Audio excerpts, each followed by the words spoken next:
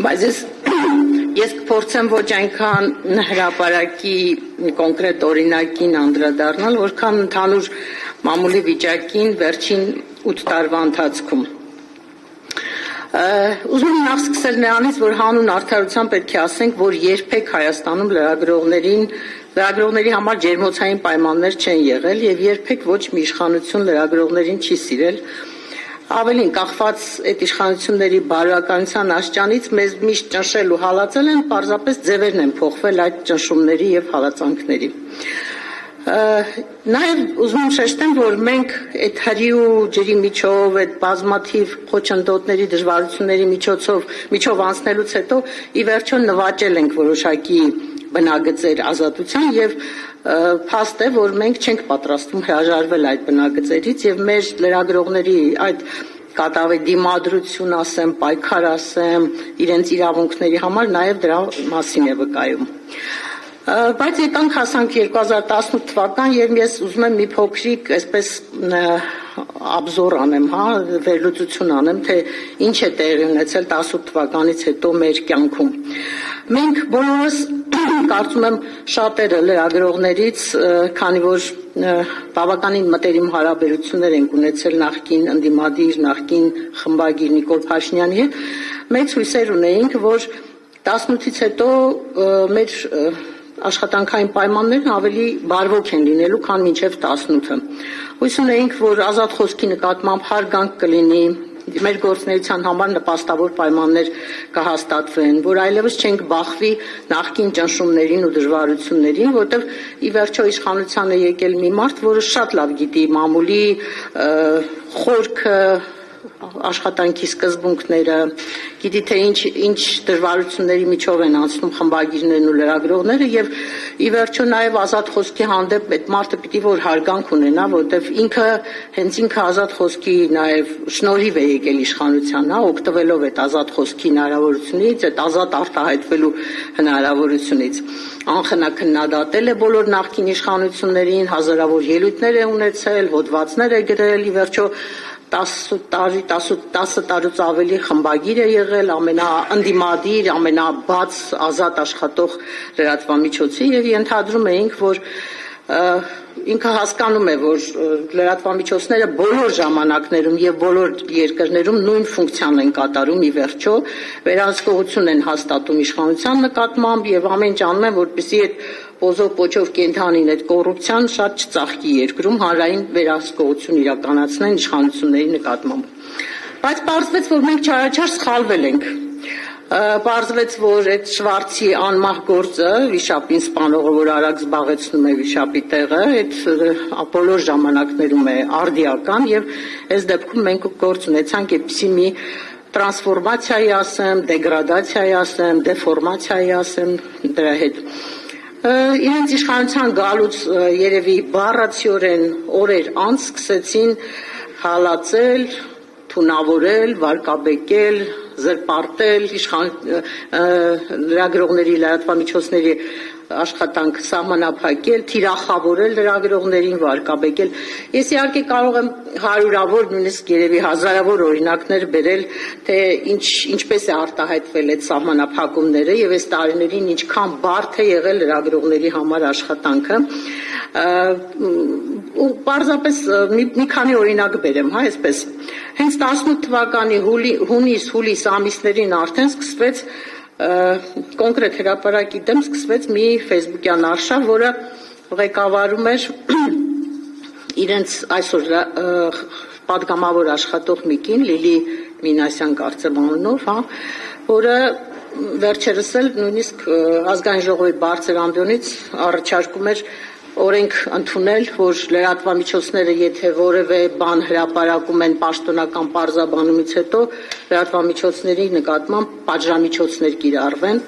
Սուրեն Պապիկյանին, Սուրեն Պապիկյանն էլ ասաց, որ այո, համաձայն եմ, եկեք այդ օրենքի վրա աշխատենք եւ ես չեմ զարմանա, որովհետեւ եթե իրենք ունեն բացարձակ մեծամասնություն եւ ցանկացած օրենք կարող են անցկացնել, ինչու չեն կարող նման օրենք անցկացնել։ այդ ուրեմն առաջի Facebook-յան արշավը առաջի պայքարը հրապարակի դեմ հենց 18 թվականի օգոստոս ամսին էր, հուլիս-օգոստոս ամիսներին։ Դրանից հետո բազմաթիվ ճնշումներ, բազմաթիվ սահմանափակումներ, խայտառակ իրավիճակներ, սկսած լրագրողներին քաշ քշելուց, նրանց անձնական կյանք մտնելուց, նրանց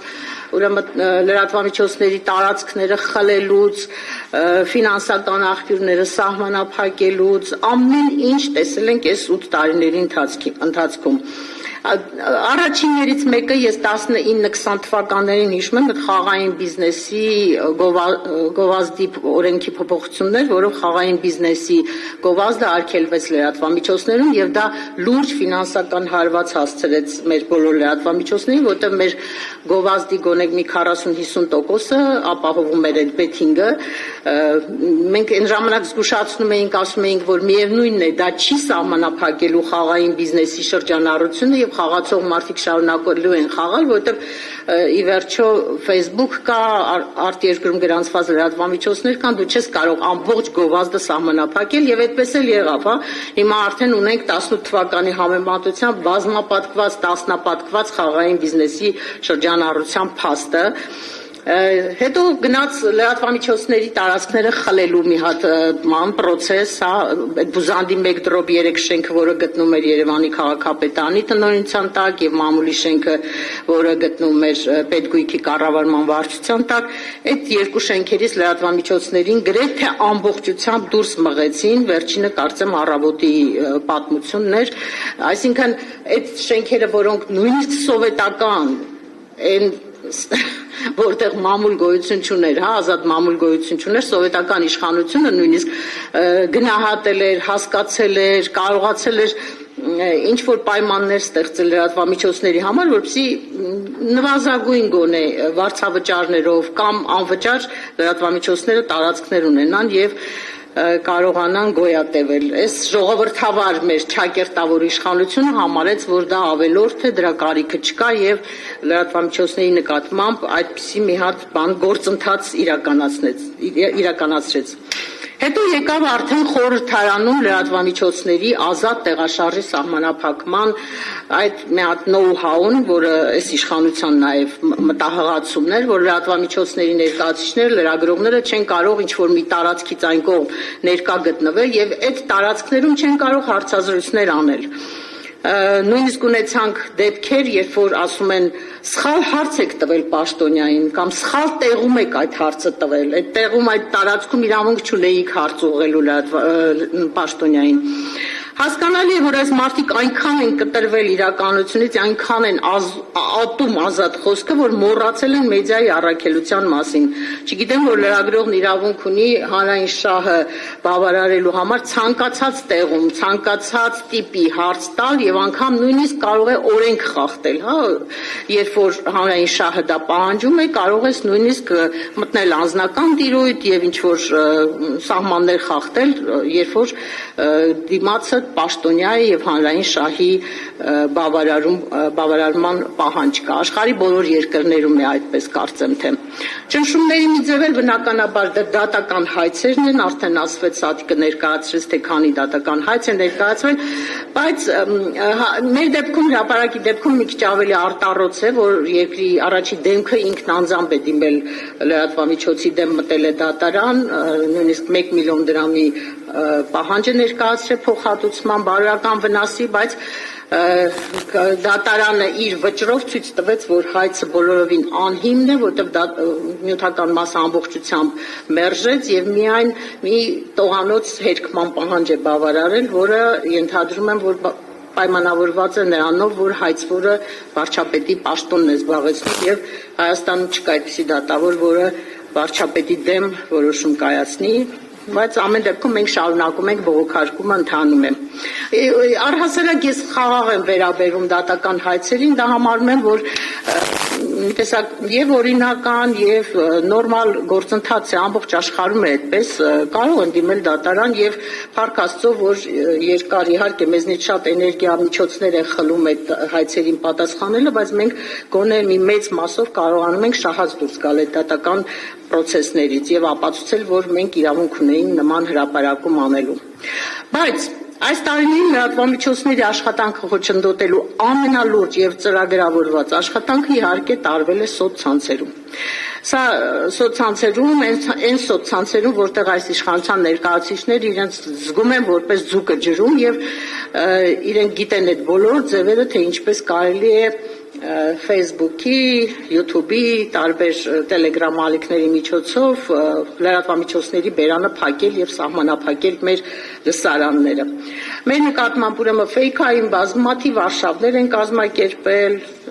այլ չեմ ասում այն մասին, որ մեր բոլոր հրապարակումների ներքո հայհոյանքների շարք, շքահանդես, ինչ ասեմ, չգիտեմ, բայց նաև շատ լավ գիտեն, թե ինչպես կարելի է Facebook-ի ադմինիստրացիային ռեպորտներ անել, YouTube-ի ադմինիստրացիային դիմել տարբեր լրատվամիջոցների դեմ, եւ այս ընթացքում մենք նույնիսկ ունեցել ենք դեպքեր, երբ որ լրատվամիջոցները իրենց երկար տարիների կայացրած մեծ լսարան ունեցող էջերն են կորցրել, որը նաև մեծ ֆինանսական մեծ կորուստ է նաև բանանում։ Նաև մի երևույթ էլ կա, որ այս տարիներին իրենք անում են պարբերաբար այդ ֆակտ-չեկինգի անվան տակ տարբեր կազմակերպություններ եւ անհատներ փորձում են իբրև թե fake news-ի դեմ պայքարի անվան տակ փորձում են մեր էջերի նկատմամբ պատժամիջոցներ սահմանել եւ մեր լսարանները փոքրացնել, որը նույնպես շատ վատ է անդրադառնում մեր աշխատանքի վրա։ Մենք ունեցել ենք, գիտեք, դեպքեր նույնիսկ երբ որ մեր հեղինակների, մեր զրուցակիցների հասցեին, այնպիսի լուտանքներ, այնպիսի կազմակերպված, հա, մենք միշտ երևում է, երբ դա կազմակերպված արշավներ են իրականացրել, որ ասենք մարդը, որ ինչ որ մի միջազգային մրցույթում հաղթել է կամ մի հատ լավ գիրք է գրել եւ մենք մի դրական հրապարակում ենք ունեցել իր մասին, զանգում է եւ խնդրում, աղաչում է, ասում է հրապարակումը հեռացրեք, խնդրում եմ ձեր կայքից, որովհետեւ դրա ներքո գնում է ուրեմն խայտարակ այդ չմարդ, հա, դրանք մարդ էլ չեն, որ դրանց ասես, հա, ինչ տեսակի սեռական եւ այլ հայհոյանք ասես կարող են գրել այդ մարդկանց հասցեին, որը ընդհանրապես ասենք ունի մի ընդդիմադիր հայացքներ, հա, այս իշխանության որևէ